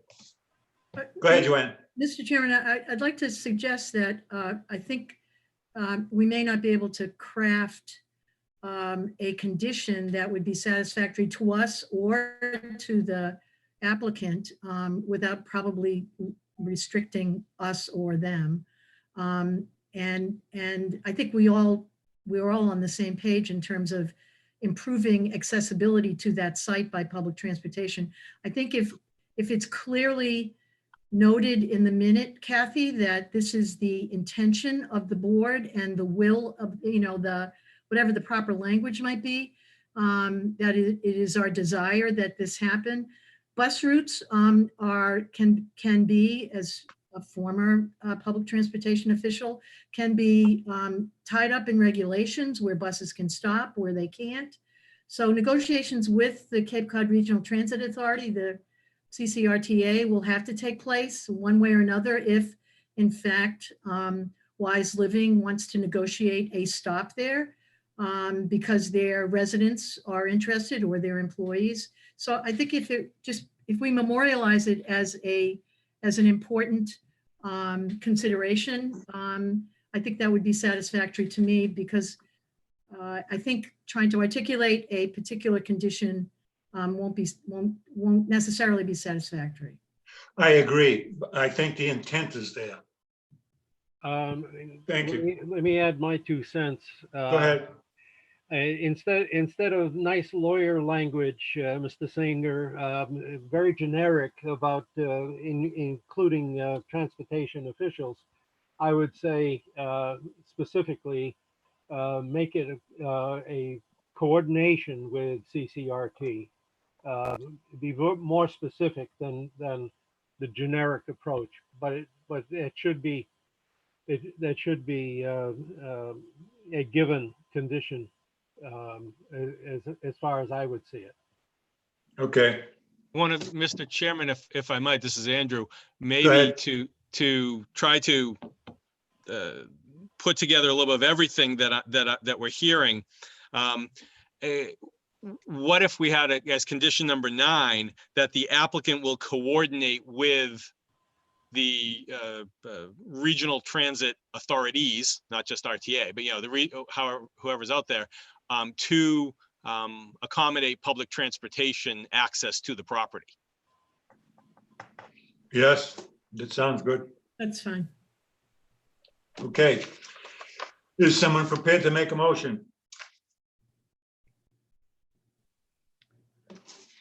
I did the last one. I was too brief, so I'm going to leave this up to somebody else this time. Somebody needs to read it. Or you can edit it. And when I say you can edit it or not include or anything like that. But if you're interested in following the suggestion and adding 8 and 9, it needs to kind of be read into the record. Okay. So what language do you have on number 8, Kathy? Yeah, I was going to ask you to reference that, Kathy. Yeah. Provide stop line and stop sign along vehicle connection between 822 and 834 Route 28. And then the number 9 was applicant will coordinate with regional transit authorities to accommodate public transportation access to the property.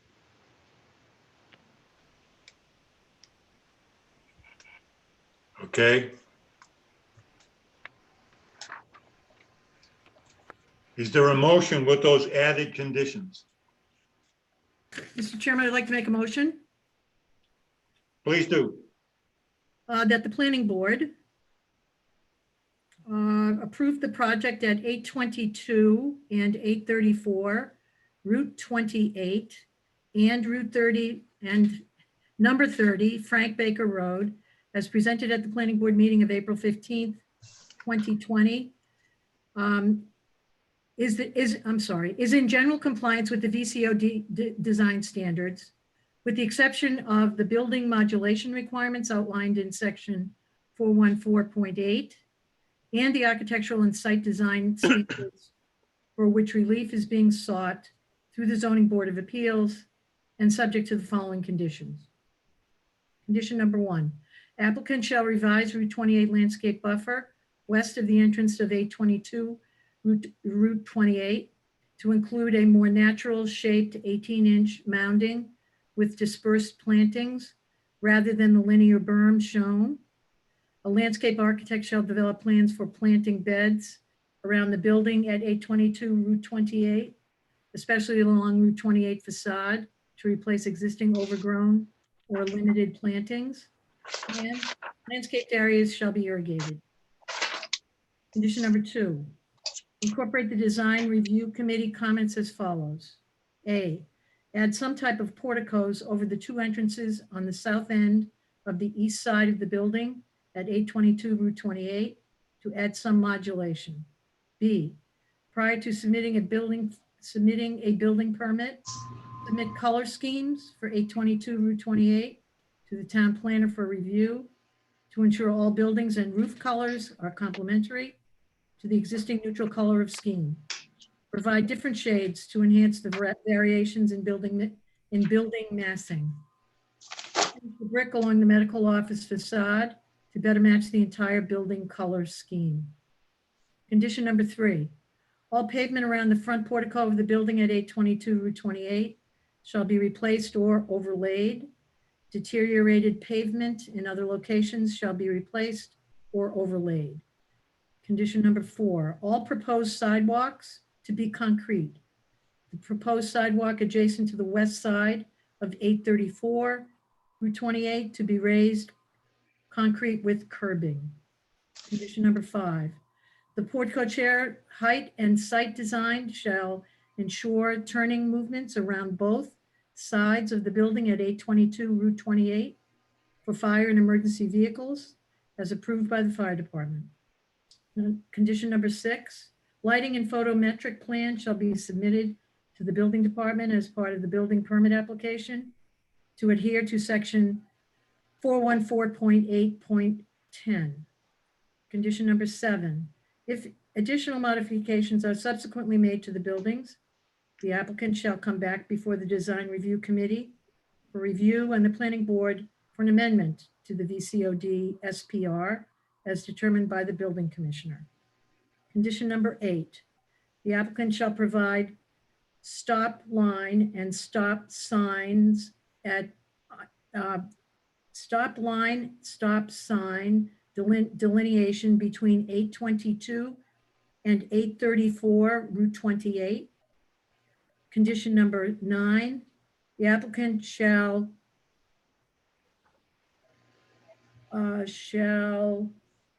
Coordinate. Shall coordinate, couldn't read my own writing.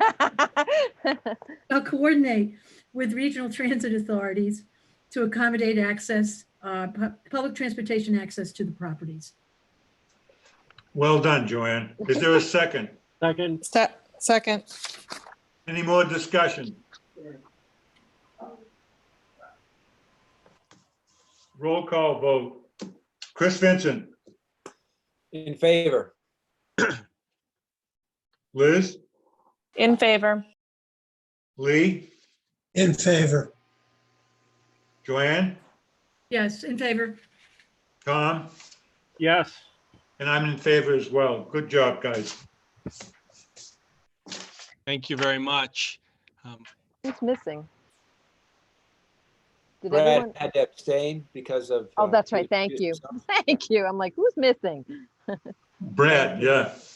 Thank you, Chris. And Kathy, I don't know if you want me to introduce, there is a second request, Mr. Chairman, that deals with the relief we're requesting from the Board of Appeals. Okay. This is the sheet that is up now, this in red. And if you look at page 4 of Kathy's staff report, she discusses this as well. We're going to the Board of Appeals, as you just approved, for the request to not modulate the main building more than we've already proposed. We're also asking the Board of Appeals to allow us to not modulate the east side of the smaller building, because if to do that, you either have to put an addition on the side that needs zoning review, or you need to cut into the building, which needs zoning review. That side of the building is actually shielded from the street by Right. vegetation and a fence. Yeah. So we want to ask the Board of Appeals if we could just leave the back side of the building as it is now. So that's the second thing we were going to ask the Board of Appeals. The third is that both properties have freestanding signs right now, and we gave you pictures of them. Technically, under this VCOD, we'd have to remove one of them. We're asking for permission to leave the second sign, which has the businesses. There are 3 businesses in the 834 building. There's a hairdresser, a retail store, and a real estate office. And so we're asking if we can just leave that sign as is, and then where the existing Irish Village sign is now, a new sign would go up for the Wise Living community. So that's another request. And then the 2 more, one of them is that, and Mr. Barron mentioned this before, we're asking for permission, instead of having to build a sidewalk next to a sidewalk, we're asking if we can just provide an 8-foot easement to the town so that if the sidewalk ever gets moved, then there'd be space for it. And the final thing we're asking, and I can turn this to Kieran, is there's 3 of the 4 in-lot trees and one of the locations of the in-lot tree, we're asking for permission to either not do or move because of the existing infrastructure. And I'll ask Kieran to sort of explain that to you. I should maybe say the whole reason we're explaining this to you is that when we go to the Board of Appeals, and we're going to be seeking their permission next month, they are going to most likely ask you for if you have any thoughts. And so if you are willing, and if you agree with these, once we've explained them to you, we would welcome a vote by the planning board recommending them to the Board of Appeals so that they can consider that when they look at their variance request. So that's why we're asking you this. And then maybe I can ask Kieran to just show you the tree issue, which is the last of the 5 things we're asking. So right now we have a large amount of the underground area that is both septic system and drainage areas. On the east side of the 822 building, we need to put in a tree every 13 parking spaces. This one we can fit in here, but we would prefer if it did not have to go in there, because you can see the shaded area underneath is the existing leaching area, and that's right in the middle of it. As we go to the one further back, you'll see that this is right adjacent to 2 septic tanks, and then a 3rd septic tank right here, which is this large tank. Earlier discussions with Kathy today, there's no reason that we couldn't slide this one back a few spaces, so keep it away from the tank, but it would be less than 13 spaces from this one over here. We just wouldn't be losing the tree, we would just be locating it. And then on the west side of the building, we have a similar situation. This is one leaching field, and this is the other leaching field, and this would be right in the middle. There are 2 distribution boxes right here, and this is as far away as I can put it. We could do it, but again, it's something that could potentially cause a problem for the septic system, even though we would do everything we could to be sure that the roots went more vertical than spread out. And then again, the same issue on this one right here. We have the leaching area in this section, and we have a septic tank and a pump chamber right here, very close to where we want. This one would be required so that we had one every 13 parking spaces again. So this is one that we would ask to eliminate, and this one, and this one, and then just relocate the 4th one further north, so that we would look to request trees. Trees would not be required on the site. Now, the site itself is heavily wooded. There are a huge amount of trees on the site. You can see on the existing conditions, or actually this site plan right here, you can see all the way along here that there are trees existing, and on both sides of the line, you've got trees along this whole direction here, and the same along the side of the former Moose building, the 834 building. Where there isn't, we're adding them here. And then over on the west side near Frank Baker Road, it is quite dense to the point when the vegetation is fully grown here in the summertime, and you park here, you actually can't see the buildings through that, it's so dense. And then obviously at the rear of the property, this is an entire wooded area right here. So as a result of that, we would ask that the planning board would consider acknowledging 3 trees that would not need to be placed. Thank you, Ken. Mr. Kathy, Chair? your thoughts? Yeah, thank you. I just had a couple questions. We had talked about if they're not planting the trees, they would still keep the islands that are there, and whether they could do something to plant it with perennials or decorative grasses. I believe you guys, Kieran and Andrew, had said that they were just planning on grassing it. And then the other question is do you want any stipulation or saying eventually we will get municipal sewer and this property will be connected to the municipal system, and they could plant the trees then once it connects to the municipal sewer system. We did talk this afternoon, and after seeing some more, my original comment said maybe 2 of the trees could be removed and 2 could be relocated. I do agree with Kieran's comment there on the one to the west, further back to the west of the property. There's a lot of other drainage structures in that particular area that might make moving that a little bit more difficult. So those are kind of my only two comments, or a few comments. Okay. Any comments from the board?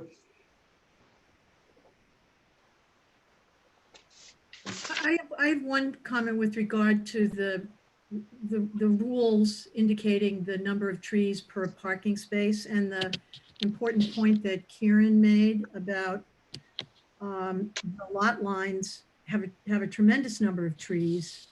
Are we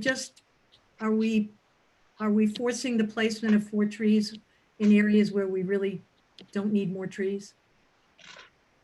Good point. I know what the ideal standards are, but presumption would be that there are no other trees around, I presume. Mm-hmm. I think the idea is to not just have a giant expanse of pavement and going on and on and on with nothing to break it up. And so having these trees interspersed in between kind of helps block some of the actual pavement surface. Okay.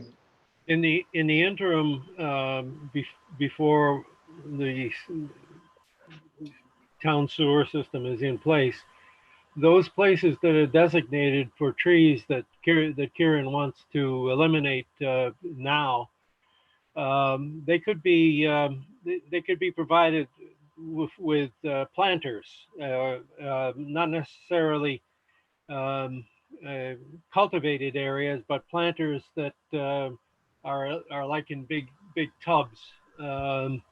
Concrete comes to mind, that are used in decorative areas in some cities, in some areas. So I would concur that the temporary elimination of that for the moment would be appropriate, but keep the designation, as Kathy said, for the future. Yeah, okay. Attorney Singer, do you have a potential date for your ZBA appearance? Our goal is to be filing for I think it's the late May meeting. It's May 20 something, May 28th. And we're hoping to come back to you for the use special permit May 20th. the week before. Okay. Well, my thoughts are to maybe discuss this at a future planning board meeting and then just send a letter to ZBA in regards to our conclusion.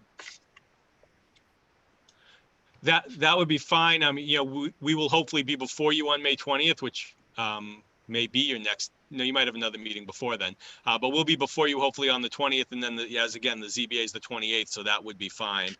We have, our next meeting is May 6th. Okay. If you are going to discuss this and you would like any involvement or input or might have questions, Kieran and I would be happy to participate just to be able to answer them for you. Okay, sure.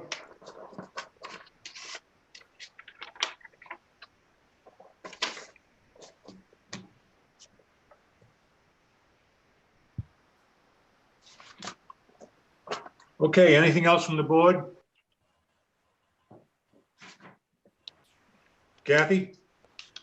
No, so is the board putting off this until the meeting on May 6th? Well, we can do it either way. We can do it now, or we can do it. I just wanted to make sure you had all the information that you needed going forward for us. I think my only question would be related to number 4 and how you wanted to word that. I didn't have any particular issues with any of the requested relief. I do think that having the open porches makes a much more meaningful space for the residents than trying to just enclose that and make things very narrow and close. So I think a lot of that made sense, and not having that indentation and cutting into a side of a building, which would be very expensive and not really add anything architecturally, but technically would meet the regulations. I think having another freestanding sign makes sense. I think getting the easement for the sidewalk makes sense. It's just if you're going to allow for the eliminating of the 4 trees in the parking lot, do you want them to plant the islands with anything now? And do you want them to say anything about planting trees in the islands once municipal sewers become available and the septic systems are no longer needed? It's really that number 4 item and how you want to word it. Yeah. If I might, Mr. Chairman, Yes. in case the board is willing to consider that, to Kathy's point and to the comments that were made, as far as a future sewer, we don't know when that's going to be. Since this site is so heavily treed and since there is going to be such a new expansive landscape buffer in the front that's not actually even required to the depth that it is, if the board's willing to allow the 3 islands where there would have been trees to be planted with something other than, but not have, I hate to have this tied to if the sewer comes someday and everyone has to remember there's a condition 10 years from now. True. But what might make sense on number 4 is if you look at the second part of what Kathy wrote on page 4 and just say eliminate 3 in-lot trees and relocate 1 tree as discussed, and in the 3 islands where the trees are not being put to plant those with low vegetation. If that would be something the board would consider. What say you, Lord? Mr. Chairman, I have a question on process. Is taking a vote and having a motion on a support item like this typical? Or is it more typical that we do write a letter and that it is sent as part of the permanent record at the Zoning Board of Appeals? Well, we intend to write the letter anyway. We just want to make sure everyone's on the same page now. Okay, but we don't need this motion in order to write the letter, do we? We don't, but we do have the ability to take care of this issue this evening or wait until our upcoming meeting, as we discussed earlier. It's nice to, when we send the letter, be able to tell them how the board felt, so they know if we were unanimous or if there was a lot of discrepancy. It just helps them, I think, inform their decision. Okay. Absolutely. Okay. You need a vote. If you want to support, I think the vote puts a lot more weight, as Chris said, to it for the ZBA. And again, it would be a separate memo that I would write and just acknowledge that we met on this night and this is what the board voted on. Okay. I would suggest that we defer it until the next meeting. It gives us a little more time to consider. Everything is prepared here, but I think we should have additional discussion on that. I think it's the appropriate time at the next meeting. Yeah. Okay. Very well. I agree as well. We have the time and we're basically on the same page now. So we're there. Thank you very much. We appreciate it. Thanks very much for coming. Thanks, guys. Yeah, exactly. Thank you. Again, good luck with the project. So thank you. Oh, I just had one final question. Sure. Maybe out of turn, not in the hearing, but is this involved in any kind of an opportunity zone investment? The answer is yes. Oh, good to know. And what kind of public information can you reveal about that? Not necessarily right now, but in terms of it being this could be one of the first opportunity zone investments along the corridor, which could be good news. I guess my question is whether there's going to be any public announcement at all about the use of the opportunity zone regulations. I will have to ask my client. I do not know. I just know that it is, but I do not know the details. So I will certainly, they're actually listening to this meeting. So I will certainly ask that question. Be very interesting. Yeah. Okay. Thank you again. All right, thanks. Thank you. Okay, let's move on to the meeting minutes. Unless you have anything else, Kathy. No, I'm good. Okay, I know you're good. But do you have anything else? March 4th, 2020 minutes. I move that we accept the minutes of the planning board of March 4th, 2020, as presented. Second, Second, I'm sorry, who seconded? Mr. Goodwin. Thank you, Brad Goodwin. There you go. all those in favor? Aye. Aye. Aye. Roll call, I'm sorry. I hate to do For the that to you. minutes? Yes, please. Oh, my gosh. All right. Mr. Goodwin can vote this time. Mr. Goodwin, Yes. Chris, I don't have the minutes in front of me. Can somebody tell me if I was present at that You were meeting? not present. Or not. I abstain. Lee, Yes. Liz, Abstain. Joanne, Yes. Tom, Yes. yes, And very good. Tom Roach is a yes. Is that true? Yes. Okay. Okay, next, Board of Appeals. As always, Kathy sends those out when they're ready. Committee updates, board members.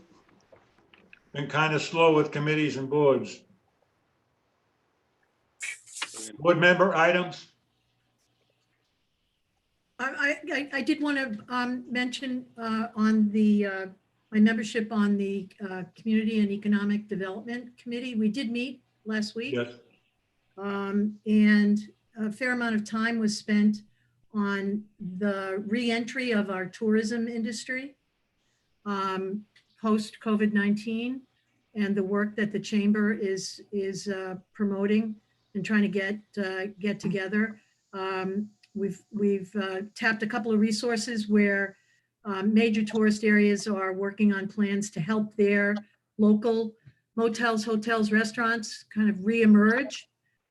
So we're working with the chamber to assist on that. So that Very was good. the primary thing that we spent some time on. Correspondence, Kathy? I've been sending a lot, I think, since the last time we met, but nothing of note. Staff updates, no? My only staff update would be related to visioning. I think obviously the COVID-19 has kind of put all of our visioning plans Right, a little bit on exactly. the back burner. We certainly don't want to be pushing people to get together earlier than they should be. So, this might be something where we kind of are pushing our visioning workshops off until like September or something, or maybe even October, just to make sure that we're well past it and people are comfortable coming out. Yeah, good point. Okay, upcoming meetings, May 6th, May I 2020. ask, Mr. Chairman, may I ask a question? Yes, sir. I apologize, Mr. Goodwin. Kathy, any updates on Yarmouth's town meeting? Oh, yes, very good. It's obviously not happening April 28th. It had been moved to, I believe, March 19th, and now they're looking March?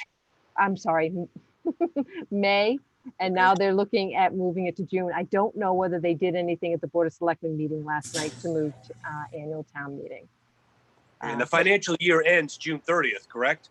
Correct. There are some provisions in the governor's, in the latest legislation that went through that would allow us to fund ourselves, even if we're unable to fund a budget through an annual town meeting, basically taking 1/12 of each month for the budget from the previous year and that type of thing. So they've taken, the state's done a good job of taking those types of things into consideration.